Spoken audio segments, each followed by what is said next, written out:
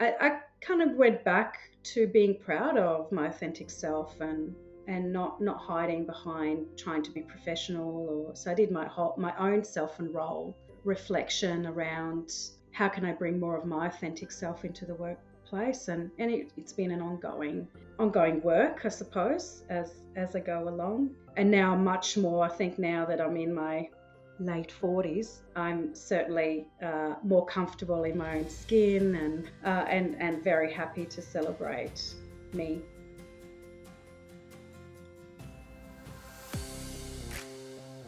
You're listening to another episode of Success with Purpose, where we hold conversations with the most holistically successful people we have the opportunity to connect with. We explore their journeys, their life-changing events, their perspectives, their mindset, and most importantly, their purpose. I'm Harry Goldberg, host, interviewer, and interrogator of this podcast. Father of the most incredible daughter in the world, husband of an incredible woman, and director and empowerment coach at Purpose Advisory. Hope you enjoy this episode, and don't forget to subscribe and like below. Now, let's begin.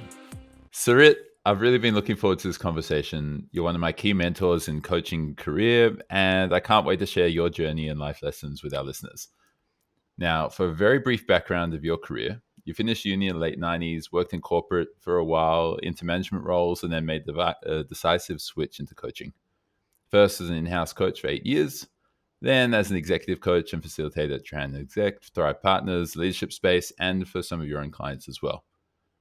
And for the last few years, you've been directing programs and mentoring coaches across Australia, UK, and India. And so to top it off, you're one of the proudest mums I've ever met. Oh, You've kept your marriage strong, you've pursued your passions, and you've managed to maintain close connections with the communities that you're a part of. So with all that and with that background, how do you define success? it's a big question. I was reflecting on it over the last few weeks. In fact, when do you not reflect on what success means? I think that's one of those things that is always on my mind and certainly on my clients' minds as well. I don't know if I have a definitive answer for you that you could perhaps include in the Oxford Dictionary or something like that, but I certainly have my thoughts around that. I think for the most part, as you're growing up and getting into the professional world, going through uni and studying hard and or whatever your path is, there's a lot of focus on career. There's a lot of focus on salaries and titles. And it's almost drummed in, I find, sometimes in certain cultural backgrounds as well, one of which I come from, that, you should take a certain path and get a really good job, and that what defines success. So I just wanted to give a context a little bit as to where I'm coming from, because my definition of success is, I think, quite different to that. Not to say that success at work is not important. I think it's hugely important. And certainly for me, I'd like to consider myself a successful person when I work. But I think it's much bigger than that. I think success really needs to encompass a few different ingredients, if you like, one of which might be fulfillment from the work that you do. But I think the key ingredients for me are meaning and purpose. And I don't think it would be a very new concept for your listeners or for you. No, you and I have had many a conversation around meaning and purpose. But I think if there is that meaning and purpose that guides you through life, then you're living a more fulfilled life. Your work, if there's purpose and meaning into the work that you're doing, then you'll find joy in that work. And certainly for me, I don't consider my work actual work. I actually really, really love what I do.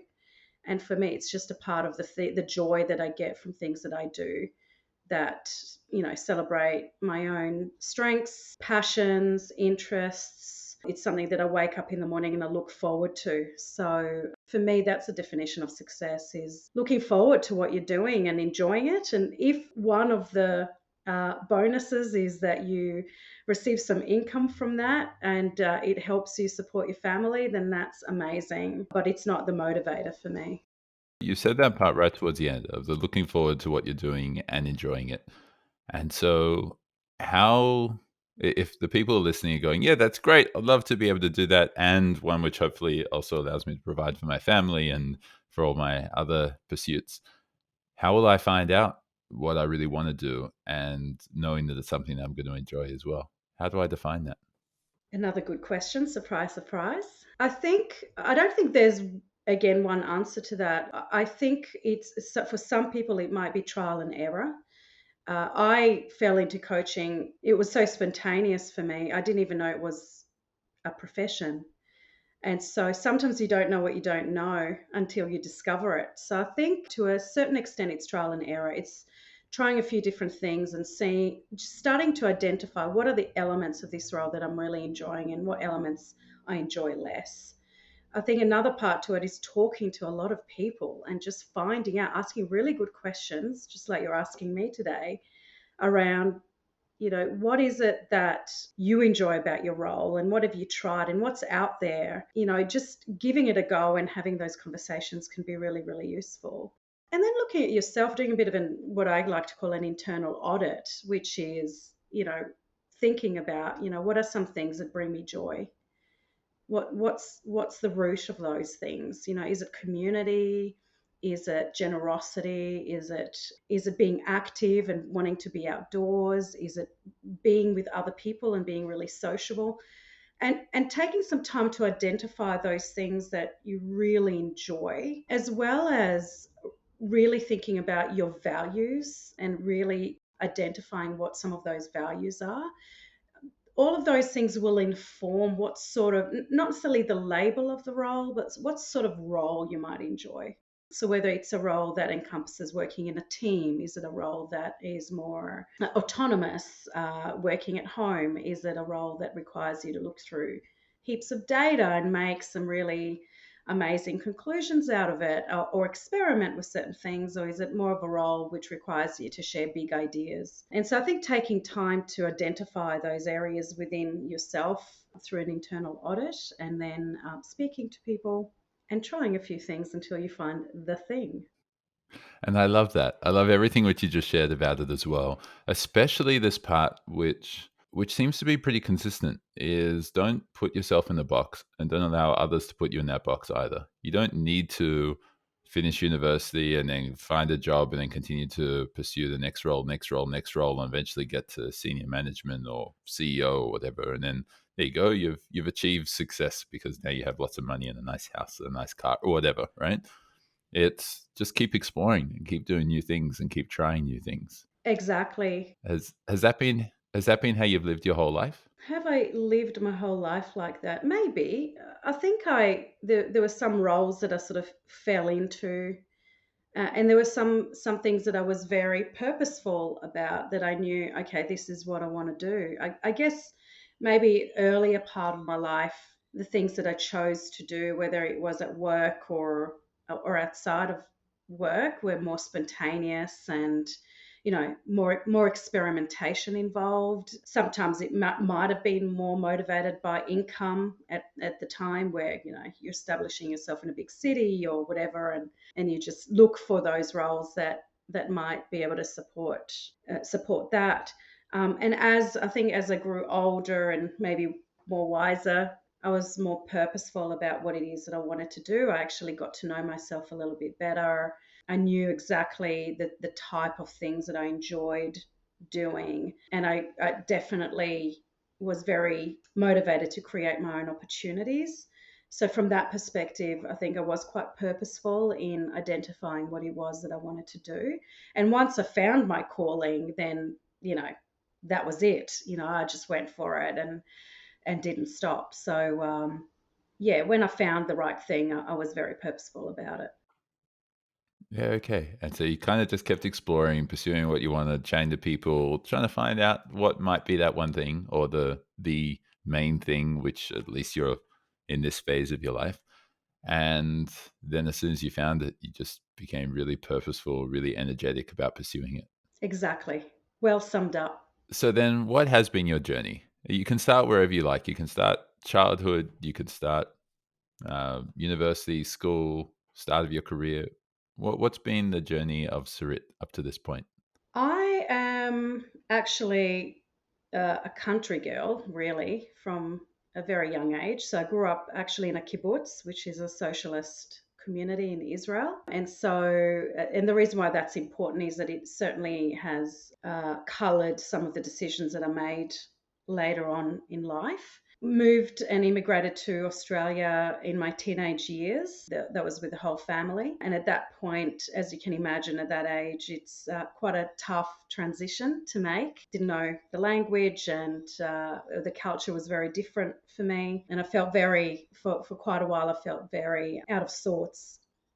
Not feeling like I belonged, and felt very much like an outsider within the group of that I found myself having to associate with, whether it was at school or outside of school. So that certainly shaped a lot of the way I saw life at the time, and certainly, caused me to assimilate very quickly into Australian life. I really am a very social person,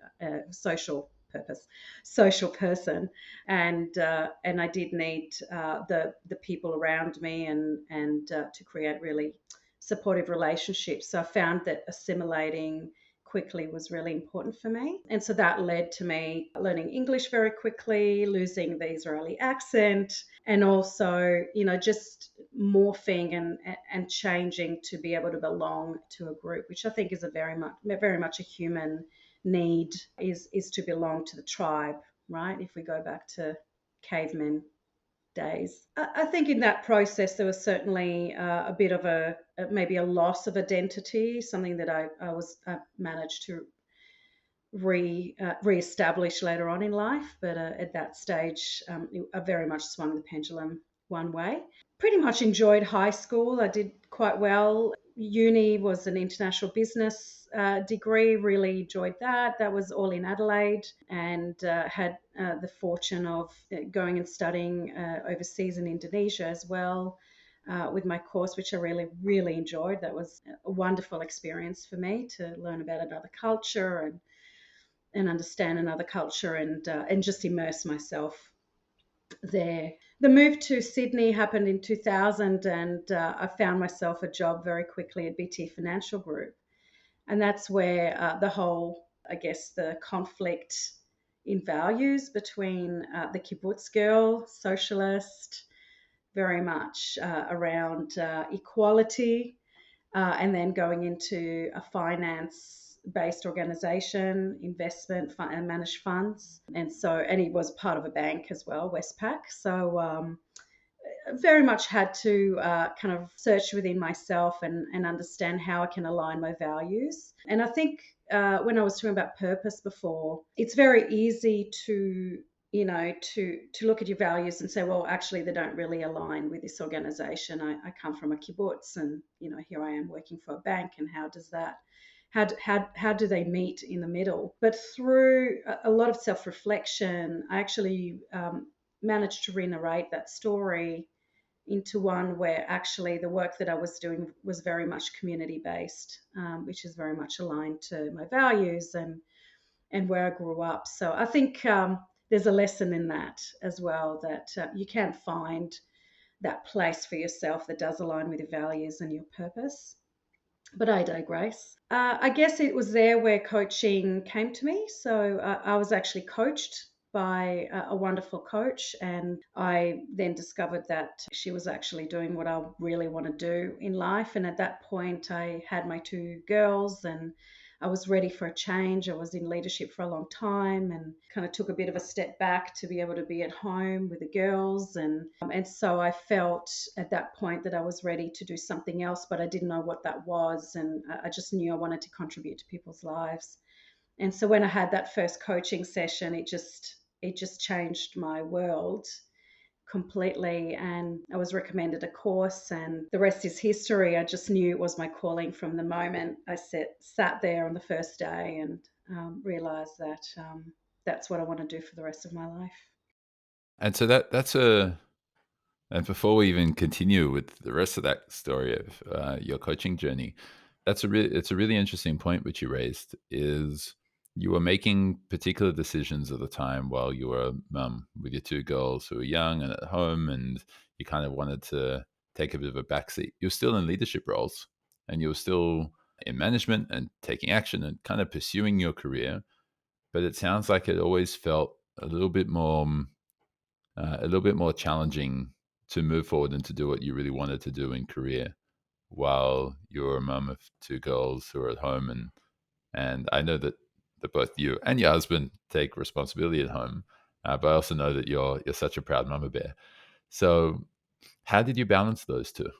Initially, for me, it was very much around, I just wanted to be around for them. So obviously, I took the maternity leave for both in both occasions after the birth, and that was 12 months. So I was really, really happy to do that. And the transition to work was very much gradual for me. So I actually started 2 days a week, and very grateful to BT Financial Group for being so supportive, because they really were. I was able to work from home a lot of the time, gradually increasing my days. And I was able to also, I don't know if it's step back or step sideways, but I actually stopped leading at that time, and I did another role which required less, it was just less pressure and less stress for me. And I was able to do that at home or come into the office every now and again. And that meant that the girls didn't need to go to daycare too early, which was really important for me and my husband. And, it meant that I could still spend that quality time with them for a good probably 2 or 3 years. And so it was very much after my second, I actually did that for quite a while, working from home and just commuting to the office once or twice a week. And it was after my second daughter that, probably about 15 months after that, that's when I started to look at, okay, what I want to do with my career. So yeah, absolutely a balancing act. And I'm very fortunate to have a husband who's very much, as to your point, is very involved the upbringing of the girls, and was able to take some time also to be at home with them and to dedicate his time to them, which allowed me to then pursue what I was doing. So I think that partnering and that balance in parenting is really important. And I think for the most part, that's how things are these days. I think the traditional construct of, the 50s and 60s is no longer. And so, yeah, I think more and more there's a more equal sharing of those roles. Yeah, and I'm seeing that change too as well, which is beautiful to see. Thankfully, finally. Uh, Now, I'm sure that there are a lot of people who are listening to this, especially those who are young mums, and they're hearing what you're saying, or maybe young dads as well, and young parents, and they're hearing what you're saying, and they're like, I want to focus on my career. I don't want to take too much of a back step. Maybe I should. I don't know if I should even talk about that to my manager, because what's that going to mean for my reputation? I don't know if I can change jobs, even though I really hate where I am, and I don't know what I can do because my responsibilities to my kids. And given your experience both as a parent, but then also as a coach, supporting a lot of people who have probably had similar challenges, what words of wisdom or advice or thoughts would you like to share? As you know, being a coach, I'd probably ask them a few questions first. And, questions like what's important for you in life. And, if you were, 50, looking back at your life, what would your ideal scenario be? Or what would you regret not doing? Or what would be the consequence of making the wrong decision or the right decision? So I think those sort of questions of looking outside in and future back are really useful in these sort of situations, because it does help us think about things from different perspective and maybe make the decision that is the right one for us. At the end of the day, what worked for me might not work for somebody else. And, let's put it this way, there are also people who are single parents as well, so they don't have the benefit of having a partner or a parent that can help out with the children.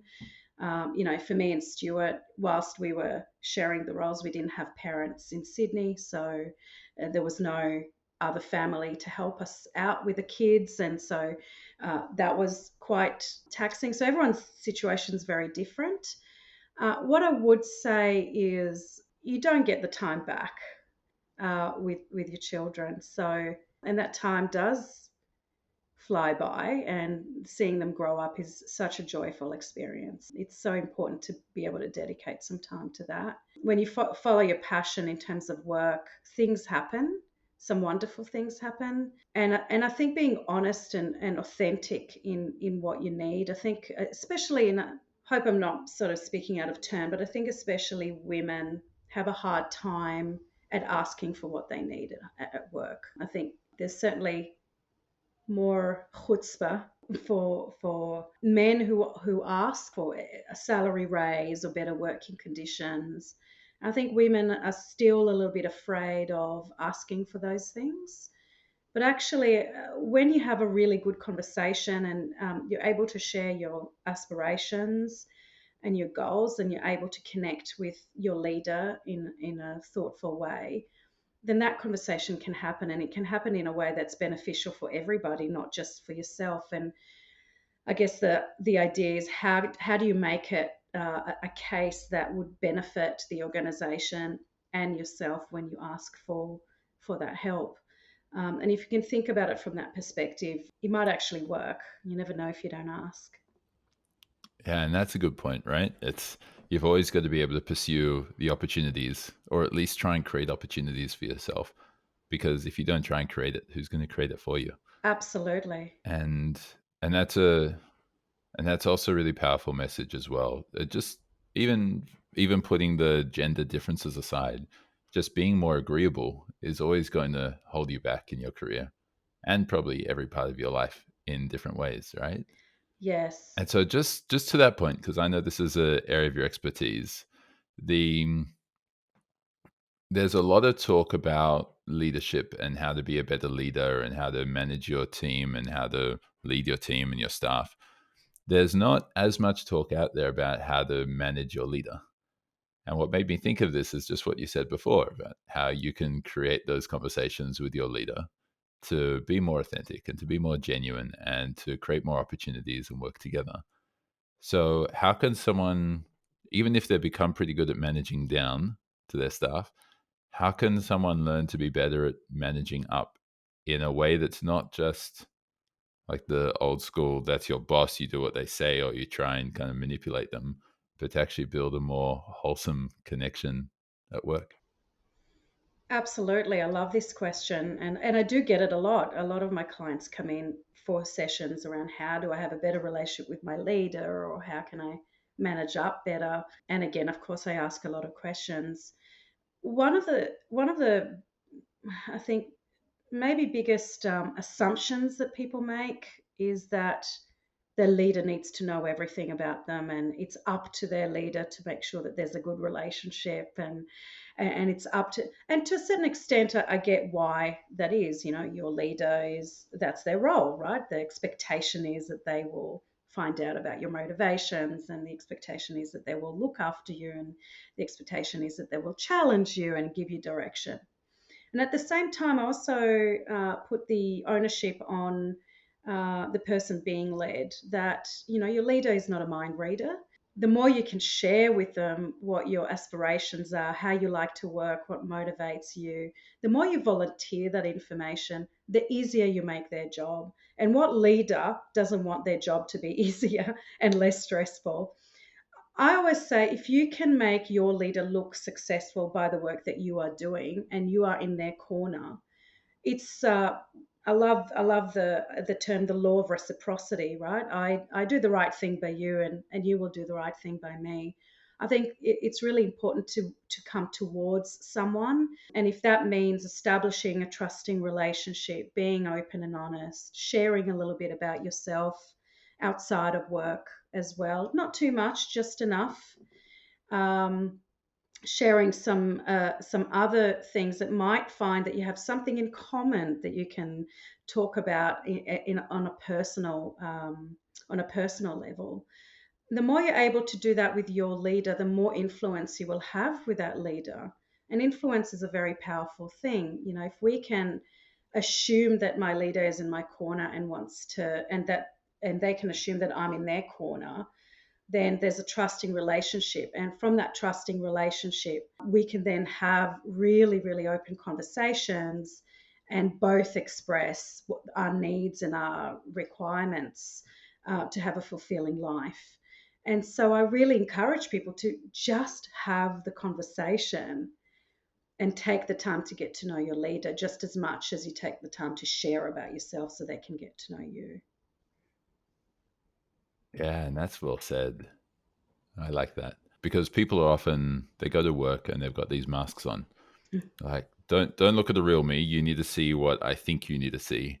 And then even well-meaning people at work who are trying to help you, they're trying to help the mask that you're putting on, and then you'll never really feel seen, right?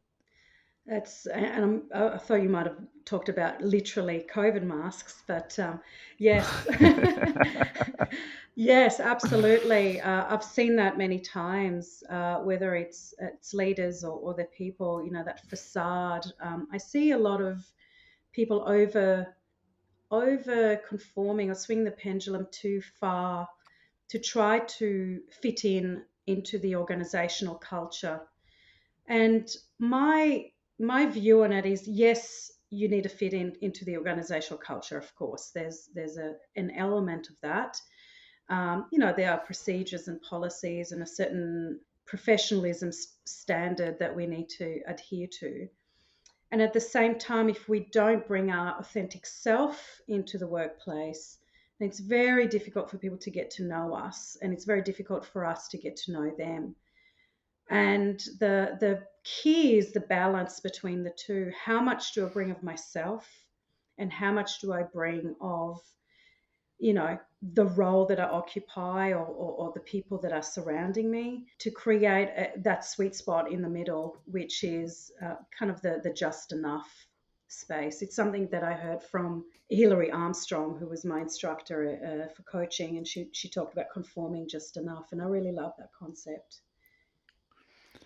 And how do you define what enough is? Like, especially given what you shared about your journey, where you're just naturally inclined to want to morph into whoever you need to be in order to connect and be part of that group and that community.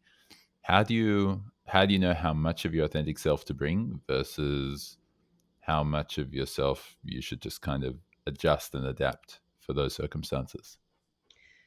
Such a good question. And again, so complex. So complex. I think when you're not bringing enough of yourself, when your values aren't aligned, and you're overcompensating, you're not finding the joy, and potentially you're stressed or even burning out, that the whole burnout, trying to impress and being someone that you're not is very, very stressful and taxing. So some of those, I guess, the clues that maybe there's something not right, or not really authentic, is when you feel that there's a gut feel that says to you, or a little voice in the back of your head that says, this is not quite right, and you're not being yourself, and I'm not really being true. I'm overworking. I'm not expressing my true self here. And when that voice is there, and I think knowing yourself really well helps you identify when that happens. And so taking the time to understand your values, taking the time to understand your strengths, taking the time to understand your purpose in life, taking the time to understand what you like and don't like, and what brings you joy, nourishing, depleting, all of those sort of things is so super important. The more you know yourself, the more you'll know whether you're being authentic. And at the same time, there's situations where we can cross that line and bring too much of ourselves by saying an inappropriate joke, or going out to drinks and maybe behaving in a way that's not professional, or oversharing things from our private lives that actually might have impact on somebody else, or might be triggering for someone else. So using your social intelligence and being familiar with the organizational policies and procedures and cultural code, essentially, is also super important. Just taking the time to familiarize with that, and then understanding where that middle point is. And again, it might be sometimes trial and error until you figure that out, and in a lot of cases you might need some feedback from others to understand that about yourself. And I guess sometimes you just need a different organization, right? Exactly. Uh, Definitely. If you find that no matter how much you try, and you're reiterating your story maybe, and trying to fit in, It might just not be the right organization for you, and that's okay. There is another organization that is for you, where the culture is the right fit for you. And why overcompensate and compromise your values completely when you can find somewhere else that might celebrate your values and your strengths, and that makes it for a flourishing team. Yeah. Okay. And so back to your journey, you started talking about, you got to the point where you just became awestruck by having a coaching conversation. And then you love this whole idea of coaching, and you realize that's what I want to do. That's what I'm going to do for my career or for this next phase. I know I'm passionate about this. And you transitioned to an in-house coach at BT. And what happened next? So I was very fortunate. BT Financial Group was a huge supporter of my aspirations, and I think it was definitely a win-win. And they invested in me as much as I invested in being a loyal employee, essentially. And so I was subsidised. It was paid for by the organisation, which I'm really still very thankful for, and really appreciative of the organisation for doing that. And I brought my knowledge back to the organisation. So at the time, I was an internal coach, and there was a team of coaches who were working with team leaders within our customer relations department. And I essentially brought that community of coaches together and helped them grow in their own coaching skills, and helped them understand what coaching was and wasn't, and put together a bit of a tracker to help them coach the people in the customer relations department, and also supported the leaders to become coaches themselves. And so that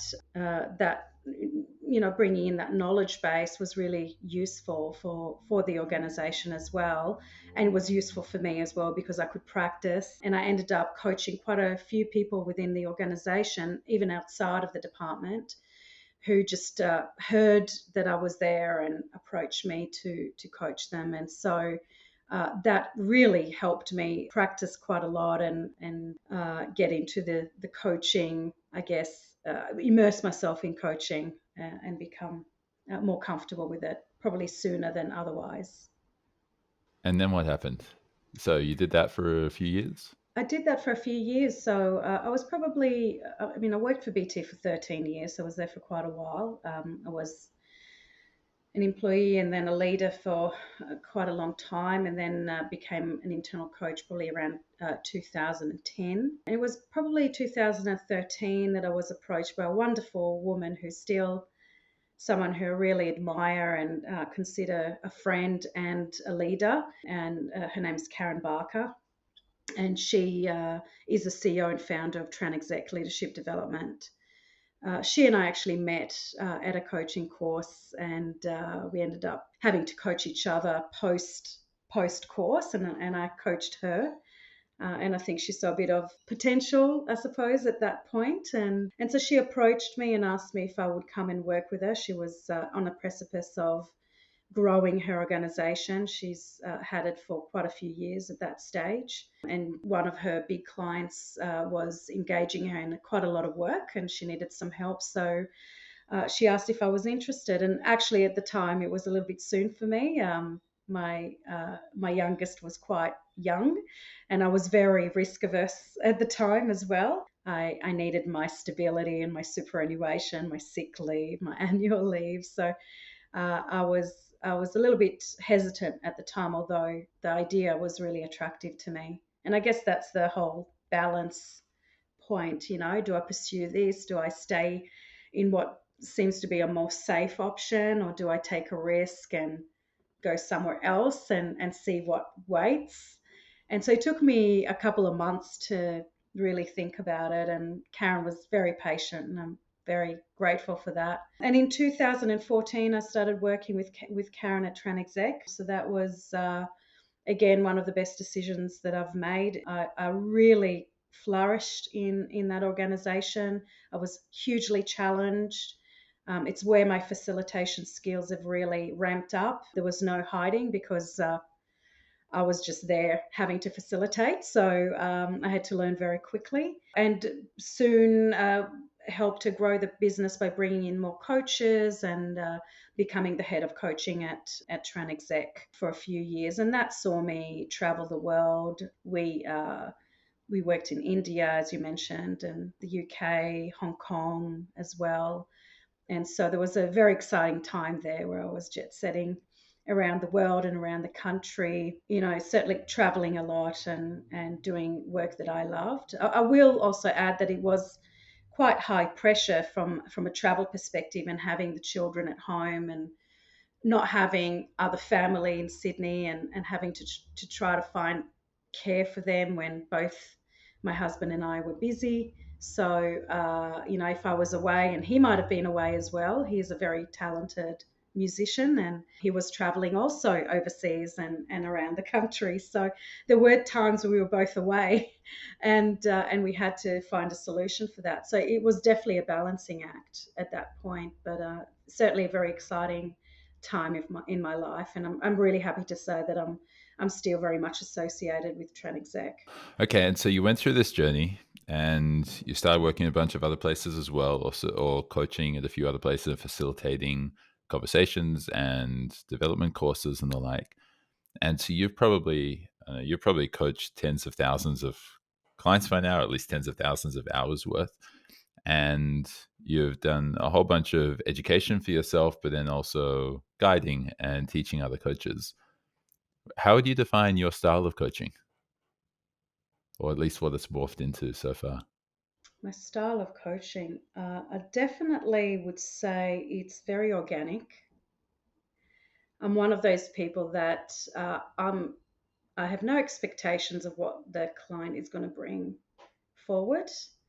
In fact, I encourage people to bring whatever is important for them at the time.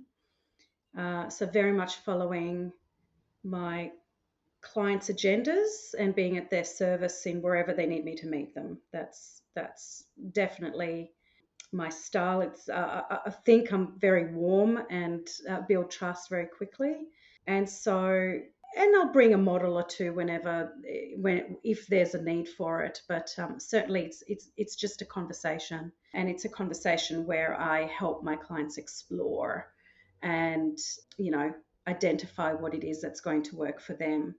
At the same time, I very much see them as part of a whole organization because I am an organizational coach. So most of my clients are people who work within organizations. And so there's definitely a relationship between me and the client and me, the organization, and the client and the organization that I need to keep in mind as well. And so if I've been sponsored by the organization to coach someone, then I need to keep that in mind that there's some goals there as well that we need to attend to. And so I like to describe myself as, really walking beside leaders and their teams and their organizations and helping them be the best versions of themselves that they can be. I don't have a particular, some people have particular coaching methodology that they follow, like coactive coaching, or some people will do NLP. I'm a coach. It's what I do, and there's elements of lots of different things that I use. I don't follow particular methodologies as such, but it's certainly strength based. I do bring in conversational intelligence, which is really around the neuroscience of conversations, but I allow things to emerge. And so I'd imagine there are quite a few people listening to this who have had coaches before, or they've considered coaching, or they're working in their organization and their leaders just said, or their managers just said, you're going to get some coaching. And they're skeptical about it, especially because the coach is probably being paid by the organization, or usually is either way, unless it's pro bono stuff. And so maybe it would help them to hear how you manage the conflicts or the potential conflicts between your responsibility to the organization as well as your responsibility to the client. Excellent question. And it is. It's a very difficult relationship to manage because in one part of it there's transparency, And one part of it is confidentiality. And that's where the contracting phase is really important. So even before I start the coaching engagement, I take quite a while to manage expectations, have chemistry conversations as well with the people that I'm going to coach to make sure that they feel safe in my presence and that they have time to ask me questions about what they're concerned about. And I also have normally a conversation with the coach and their leader or the sponsor of the coaching if it was a sponsored engagement. And we together agree what will be shared and not be shared within the confines of the group. I always manage expectations with the sponsor or the leader of the person that coaching sessions are confidential. It's my reputation as a coach that nothing leaves the room unless I have absolute explicit permission to share something that was shared with me in the room. And so it's such an important part of coaching.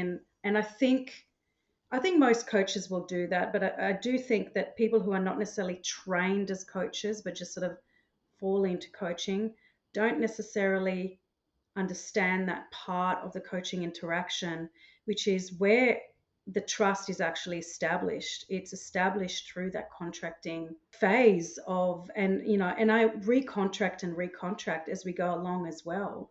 Because if something comes up, for example, that I think, okay, well, this is a red herring, maybe someone needs to know about it, then I need to reestablish that contract and make sure that everyone is okay about it. I heard from a dear friend and colleague of mine in another organization that I work with and associated with leadership space. She went through the team coaching course. Her name is Elise Cernick, and she heard the term ABC, which stands for always be contracting. And I really love that. I think it's such an important part of coaching. It sounds a little bit clunky, but if it's not done well, it can absolutely abolish trust, and then that's difficult to come back from. So for anyone who's looking for coaching or has been told to get coaching, what I would like to assure you is that a good coach, any good coach, would absolutely look after you in the way of confidentiality and will contract really well with the sponsor and the leader to make sure that that confidentiality is kept, or that there's an agreed, subject matter or topic that will be shared. There is a small caveat, which is, if I sense that there's danger, a safety issue, either for the client or the organization, then I would need to call that out. And that's just my duty of care. And again, that's mentioned at the beginning. So people know that if that's the case, then That's contracted either way, right? and it's contracting. Yeah, exactly.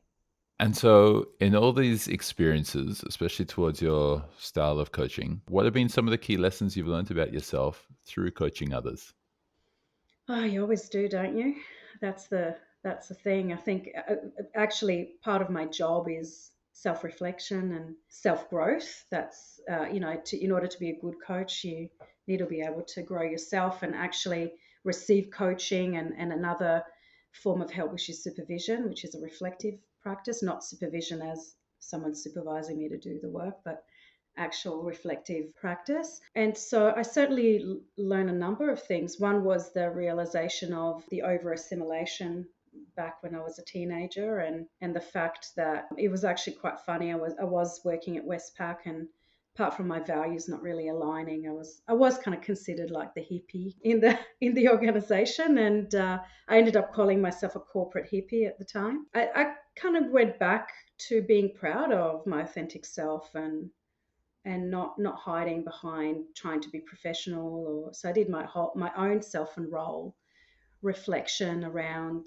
how can I bring more of my authentic self into the workplace, and it's been an ongoing work, I suppose, as I go along. And now much more, I think now that I'm in my late 40s, I'm certainly more comfortable in my own skin and and very happy to celebrate me. Okay. Literally what you just told me, I think what I heard is that what you've learnt about yourself through coaching others is your entire identity. And to get back to your roots in a really beautiful and more holistic and balanced way. Yeah, coming back to my, where's my real self? Where's the, it was there, but it just wasn't coming out as much as I maybe showing up a little bit more as that person as I was going along the journey. Because any good coaching course, I think, is very much around experiential learning. Whatever I'm going to be doing with somebody else, I should actually experience myself, so I know what that feels like, and I can also experience the growth that happens through doing that exercise or being asked that particular question. And so I've done my own self growth, and I still am. I mean, a part of being a good coach as well is that continuous development, professional development. So I'm always looking for this new thing that I'm going to learn and study. And so I'm continuously growing and continuously identifying areas of improvement. Yeah. I mean, it's crazy when I think about it, how many coaches don't get coaching themselves. How many coaches will just start coaching people. Maybe they initially get a little bit of coaching, but it's more mentoring and advice and teaching, and then they don't get coaching themselves, which would mean just at the very least they're missing out on all of this that you've shared of what you've learned. But also, how can they be doing self-reflection if they don't have a coach to support them through it? Like at least to some areas of it, right? Yeah, definitely. I mean, or supervision, or both. I think supervision is a really wonderful. This is for coaches or any help roles. Actually, it allows you to bring in your insecurities, and you can bring a scenario that happened with a client, of course, confidentiality, and talk about what worked and didn't work, and reflect on what's going on for you and your own expectations of what should have happened and what actually did happen. So it really allows you to go through that reflective and reflexive practice. Coaching can certainly help you grow your business, or become a better coach in other ways. And so I think a lot of really good coaches will have both, and supervision can happen either one to one or in group as well. So there's a lot of group supervision out there. Yes, I just think it's so important to engage in that. And whether it's formally by paying someone to do it, or a lot of coaches have a community of practice, a community of coaches around them, and might do reciprocal supervision or reciprocal coaching. And that's just as useful as well. I remember a client once going, why are we recording these conversations? I said, well, for the main reason, of course, is that you're able to watch it back when you choose to, and if you want to. The other main reason is I continue to get supervision and mentoring, primarily by you, Sarit, about to watch back on this session and make sure that I'm doing the best things for clients for you now as well as for the future. And after I've explained that and shared it, they're usually even more confident in my ability to coach and the ability to support them. And so it's funny how those things work out.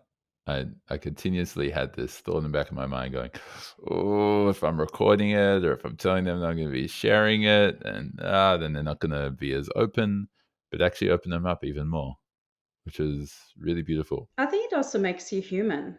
I was going to say I don't actually use a coach for myself unless they get mentoring and supervision of some Yeah. some level. Yeah, absolutely. I think that's really important. And one of the things that I can say is that there is an organization out there called the International Coaching Federation. I know you're familiar with the organization, Harry, or ICF as it's also known. And it's a governing body essentially for anyone who wants to become a coach and become credentialed as a level 1 or level 2 coach with them. And it's really important, I think, for people to look at people's accreditations and credentials. I'm not saying it's everything. I'm not saying it's a guarantee that someone's going to be a good coach, but it certainly gives you the confidence that someone's gone through the training, they're getting mentoring, they had to address ethical code of conduct and code of ethics and core competencies. And so it gives you a little bit more comfort that this person's actually invested time and effort and money to become the best coach that they can be and still are. And I think that it's super important to think about as you're looking for a coach and choosing a coach to work with, that they're either on the way to become credentialed or that they are already credentialed by the ICF. And how else can you find a coach that's going to be good for you? I know you've used the word chemistry quite a few times. But what else? If someone's listening to this and they go, man, this coaching thing sounds cool, maybe I should check it out. Yeah. How can they find a really good coach for them? It's the same question as how do I find a good doctor or a good therapist or all those other help roles. When you move to a new area and trying to find all the best people to go to. It's similar with coaching. A lot of times it's just about doing a bit of a search online. The ICF actually has a coaching database, I suppose. You can actually jump on there and look for a coach in a particular area. So you could do that if you're looking for an ICF coach, and of course you can jump online and have a look. And it's also what sort of coaching you're looking for in terms of, is it career coaching, is it professional leadership coaching, or is it more life coaching? Because every coach will have their own, I guess, niche in the way in where they like to work in. So you can actually specify the type of coach that you're looking for. And at the same time, it's really important to have those conversations, picking up the phone. Every coach, in my mind, should at least offer 30 minutes free chemistry chats just for you to get to know them and see if they're the right coach for you. I'm not expecting every client to work with me. I absolutely would encourage everyone to try different coaches and see which one is the one that I think would be the best for me. What's best for me might not be best for you, and that's absolutely fine. It's also important to remember that it's not just chemistry that we're looking for. Of course, you want to feel safe and feel like there's a trusting relationship there, but you also want to feel challenged. A coach will not do their job if they're not challenging you to think differently. And challenge is uncomfortable. So if you don't feel uncomfortable, then your coach is probably not doing a good job. There is definitely a balance between the trust and the relationship and the rapport and the element of challenge to push you to think differently into that edge of discomfort. So when looking for the right coach, yes, chemistry is really important, but also have a think about, will this particular person challenge me to think differently, to get out of my comfort zone, to grow and develop as a human and as a leader? It's equally important to have that within the coaching relationship.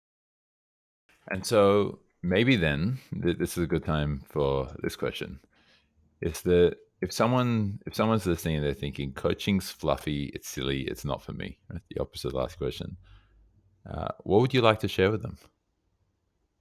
I've I've had that said to me many, many times, that coaching is fluffy or that I was fluffy. I can assure you there's nothing fluffy about my coaching sessions. Um, when the time comes, I can be quite firm and and push in the right places. Of course, the trust needs to be there, but the results speak for themselves. That's all I can say. When I see people flourishing, growing, becoming better leaders as a result of having coaching interactions, when I see their people happier, when I see the organization reducing attrition levels or increasing productivity as a result of individual coaching, don't call that fluffy, not at all. So come try it, give it a go and see if it's fluffy or warm and fuzzy, or whether it's something that will actually push you and challenge you to think differently. And I think sometimes people describe it, maybe they've just had an experience that just wasn't a very positive experience, or whether they heard, word of mouth, potentially. Unfortunately, there's also some coaches who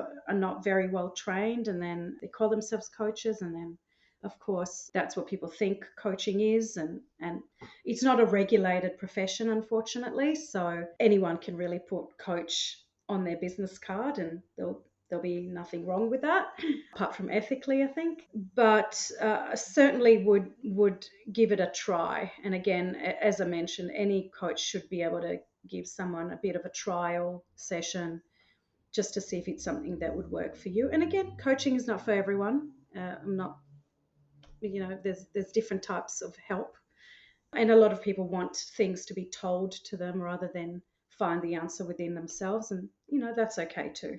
Just less growth in that. Yeah, okay. And yeah, I like what you were saying there about just because one person's had a bad experience before or heard a bad experience. It's like saying, I once heard a speaker do a keynote and it was terrible. All keynote speakers are terrible. Exactly. Like, yeah, it's a Exactly. bit You've closed minded on that side. exactly. So, in that case, I'm really curious about some of the most challenging coaching conversations you've ever had. Obviously, don't share any details. That would be unethical, like in terms of names or anything identifiable. But what would be some of the most challenging coaching conversations you've ever had? Oh, I'm going to need to go into my memory bank here.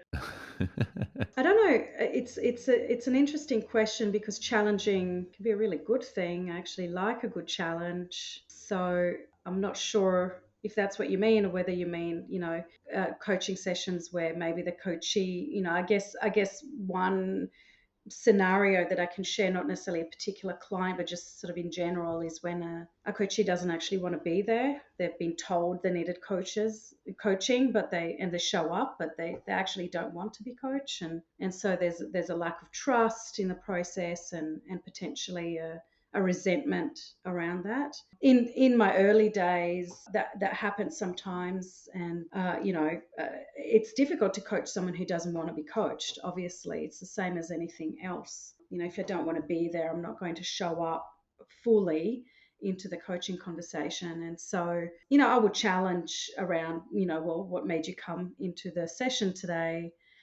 If you didn't want to be here, what made you come? And they might say, my leader told me to, or I just did, or okay, well, what made your leader send you for coaching? Maybe we can talk about that. So trying to break the ice as well, and providing a little bit of information about coaching and what it is and what it isn't, and that it is actually a really positive experience if you allow it to be. But sometimes people just are either not ready, they don't want it, and so that can be quite challenging when that happens. Nowadays, I'm a little bit more, I'll hold people a little bit more to account, and I will not take a coaching client if they don't actually want to be there. So I established that very early on in the piece, in the chemistry chat and in the contracting side of things, as to what's their commitment to change, and what's their willingness to be there and commit to the process.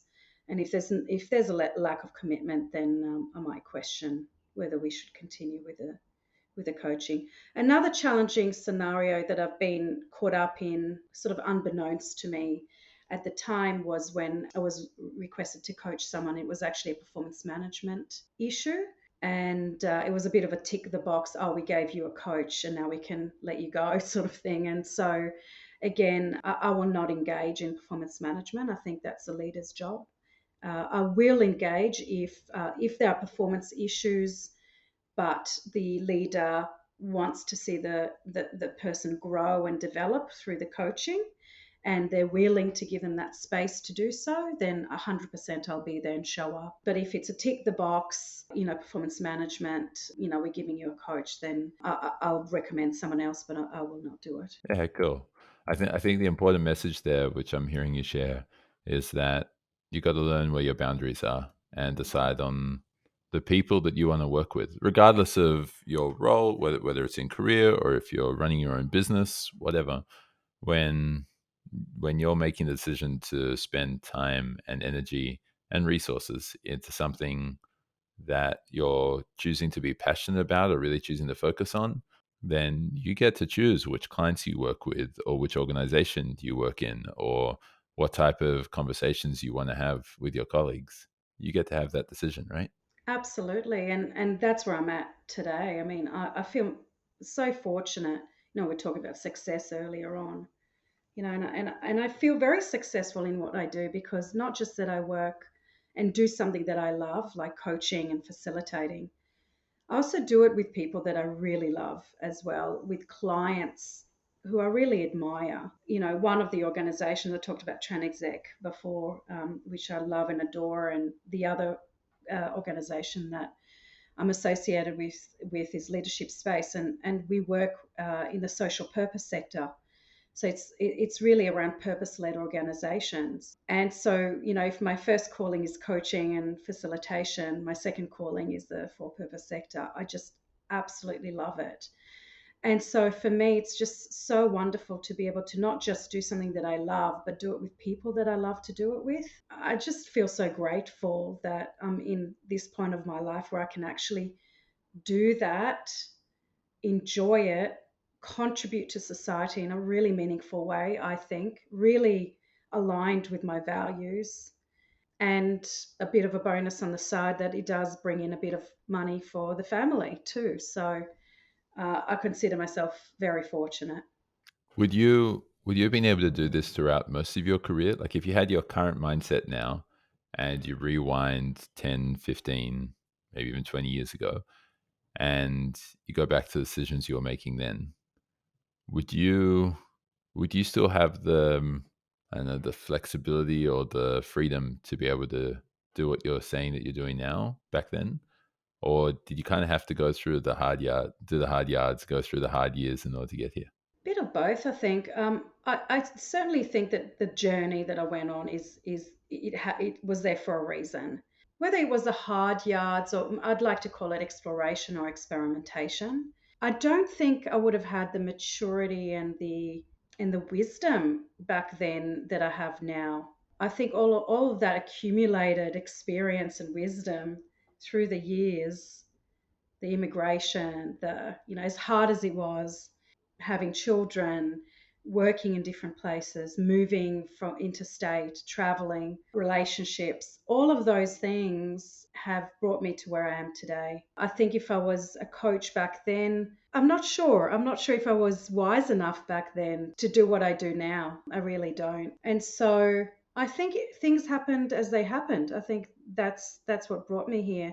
I'm grateful that I have a supportive husband who was who was supportive of me going to these courses as well. And it took quite a lot of resources, financial resources to be able to do that. And so all of those things, my parents, even their decision to come to Australia meant that I could attend university and do what I did here, and that they had a role to play in it. So I think the decisions that I've made were sound and were the right decisions at the time. I will also say that, especially at BT, I did create a lot of my own opportunities. I did a lot of things that were outside of my core role, so to speak. I created workshops and delivered them to groups of people, even though it wasn't a part of my role at the time. I was answering phone calls and training, giving people feedback on their calls. So it wasn't a part of my role, but I saw an opportunity and I did it, and spoke to the right people, and they thought it was great. So I just ended up doing it. And I think a lot of those elements really helped me become what I am today. Just creating my own opportunities, taking initiative, doing the things that I love, even though my role doesn't require it. So what? So I invested a bit more hours in creating something, but I saw a lot of people get a lot out of it, and in the end, it really paid off for me as well. It's again back to this message you shared earlier on that you pursue your passions in line with your identity and you just do things ultimately enthusiastically. Just things which you really like with the people that you like and doing the things which are more aligned with your purpose and your values. Yeah, And you've been doing that for quite a while now. I'm happy to say I have. Hmm. And so, how has this influenced your parenting? So, everything which you know about coaching, we've explored how it's influenced yourself. But I'm really curious how it's impacted your style of parenting, because your girls are growing up now, and they're a whole lot bigger than they used to be when they were those little ones before you started coaching. And I'm sure that you have some. I know you have some beautiful tips and hints that you can give to parents out there as well, off the back of your Yeah, experience. definitely. I mean, one of the the gifts I think that I was able to give my girls is their ability to ask really good questions and almost in fact recently I won't mention the school just for confidentiality, but I've been coaching to year 11s at a particular high school that my daughter goes to. She's now in year 12. Last year she was a part of that cohort, and so she was in that class, and she learned coaching from me, and they then go and coach the year eights, which I just think is a beautiful initiative by the high school. And so I'm just so pleased that I was able to pass on some of those skills to them. But also, every now and again I will get the comment, "Oh, Mom, stop coaching me," because it's not one of your coaching conversations, which is fine.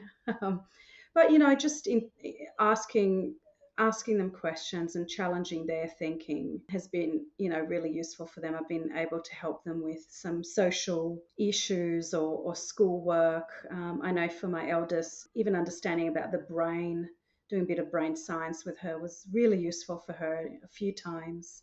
If she was stressing about exams or assignments and things like that, helped her to become more self-aware around why she is reacting the way she's reacting. And actually I've had a similar conversation with my youngest as well, who's in year 7. So look, I think it's beneficial, to be able to just pass on those skills and see them take on those skills. My eldest certainly loves she loves talking about these things. She's very interested in like human psychology and how that works. And she's been great at helping her friends as well. So yeah, I'm really proud of who they have become.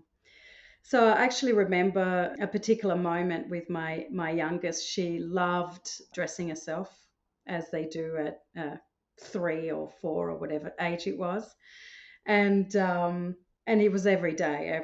And of course, there were tantrums.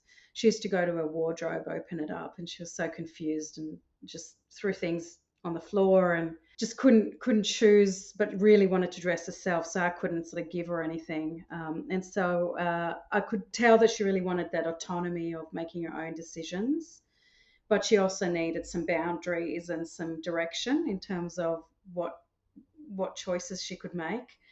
So I ended up taking a few outfits out before she was at that stage of wanting to get dressed, and I just put them on her bed, and so there were like 3 or 4 outfits, and then she could choose out of those 3 or 4 outfits, and that helped her be less overwhelmed and stressed, but also have the choice. And I think, I guess that's a bit of brain science for us, is that we need a bit of balance there. Autonomy is really motivating, but at the same time, certainty is equally motivating. So having a balance between the two is really important. And it worked for most of the times, Harry. She was still 3, so. my daughters too, and I don't think that would work at all. Yeah, I think I know what you're talking about. But so you mentioned a framework which has a lot of brain science behind it. Do you want to share that framework? Because I think that anyone listening would be silly to miss out on this. So I think you're referring to conversational intelligence, which is an area that I'm certified in and studied. It's really revolving around the neuroscience of conversations and the whole idea that all of our conversations are chemical in nature. So when we have conversations with each other, like you and I today, we're connecting and we're bonding and we're raising high levels of oxytocin, which is a chemical in our brain that is people call it the love chemical, the bonding chemical, but it's also the chemical that really helps us open up the area of a brain that makes really good decisions, is that it's most creative, can think things through, and feel psychologically safe. If we have an altercation or an argument, we might have another chemical in our brain that is elevated called cortisol, and that's a stress chemical. And it's not a bad chemical. It's actually quite useful to us in the right doses, but when it floods our brain, it can be quite overwhelming for us, and that's when we regress to certain behaviors that we're not necessarily proud of. We might say something that we didn't mean, or we might shut down or freeze or go blank. And it's the idea of the fact that we can regulate ourselves and other people through the conversations that we have with them. And therefore, we can co regulate and influence each other in a positive way. And the person behind conversational intelligence is Judith E. Glaser, who passed away a few years ago. And I had the pleasure of studying with her for part of my course, and she engaged in a lot of brain science. There's a lot of research out there anyway. There are other places that do this great research, like the Institute of Neuro Leadership, David Rock, Daniel Goleman, and the list goes on.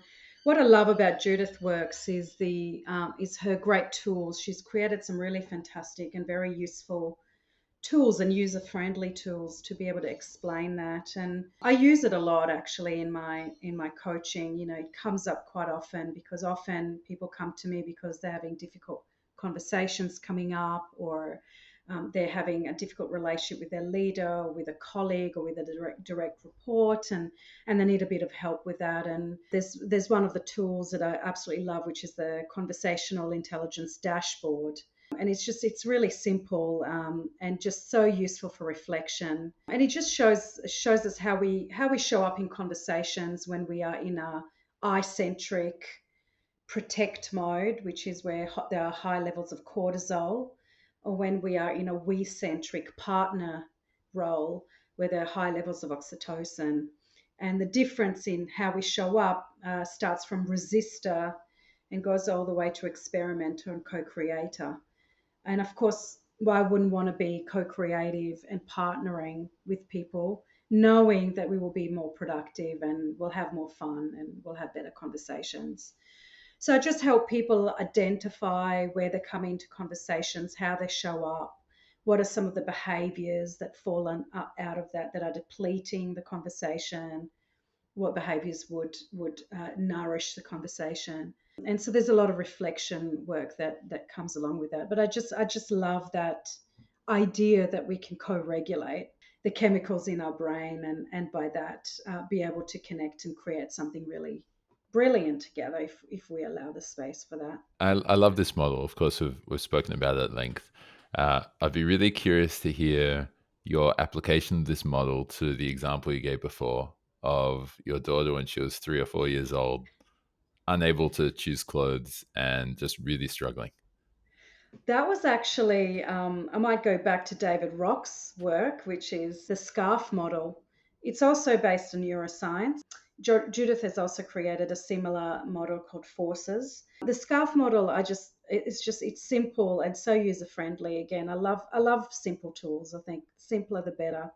The SCARF model is actually an acronym, and it describes 5 environmental factors that, if they're present around us, they can either form a threat response in us or a reward response in us. And the 5 elements are status, certainty, autonomy, relatedness, and fairness. And so with her, it was autonomy and certainty. So autonomy is about being able to make choices. And if I can make choices, that's quite motivating. Certainty is about understanding what's coming, or making sense of the world. If there's a lot of change, people find that quite threatening. Status is how I relate to other people in relative terms.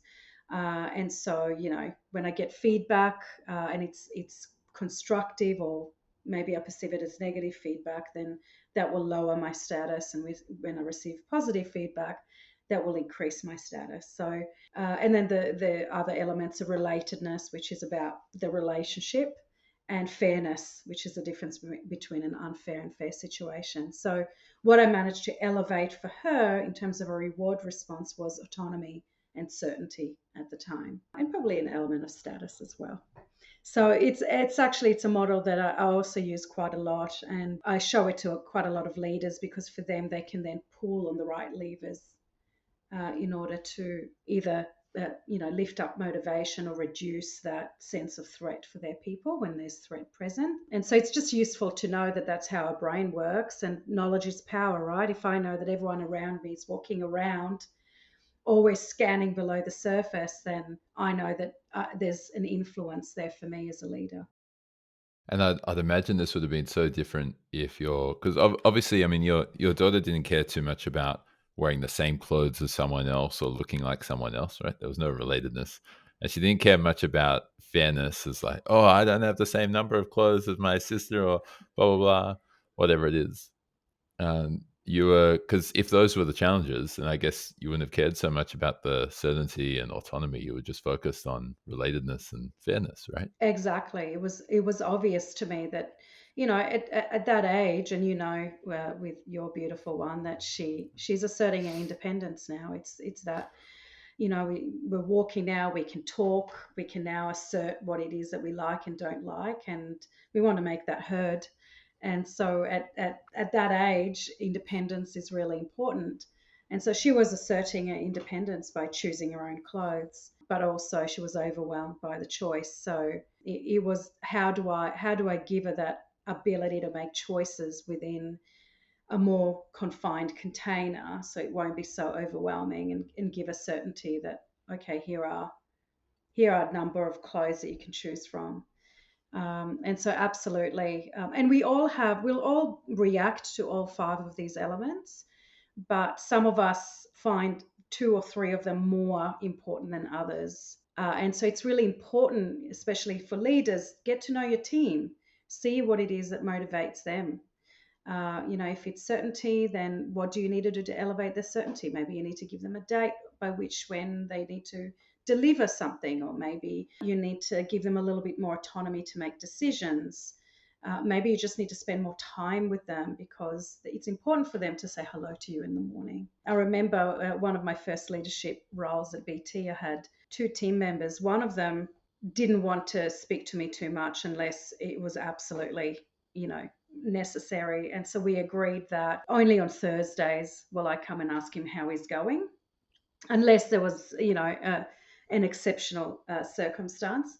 And then I had a team member who needed to be talking to me every single morning. And if I didn't come to her desk and ask her how her previous night was and what she did and how her son was, she thought she did something wrong. So I had to be hyper vigilant at going to her and speaking to her first thing in the morning. It's just what motivated her. And for him, autonomy was what motivated him. So everyone's different, and you need to get to know your team as a leader to see what makes them tick. Yeah, I hear that. So, I mean, off the back of, we'll be wrapping up soon, but off the back of everything which we've discussed and everything we've explored, I'm gonna bunch two questions together. I'm gonna ask you, what at the same time, what do you wish you could go back and tell your younger self? But also, maybe probably possibly the same answer is, what from all of your knowledge and experience and wisdom that you've gained so far do you really wish you could instill in your daughters while they're young? Deep. The first one, what would I tell my younger self? I would tell my younger self, don't worry so much about not being the smartest in the class and knowing all the answers. That there will be a time where your gifts will be celebrated and people will be flourishing as a result of your presence. For my daughters, I would say, don't try to be someone that you're not. Bring your authentic self into every interaction.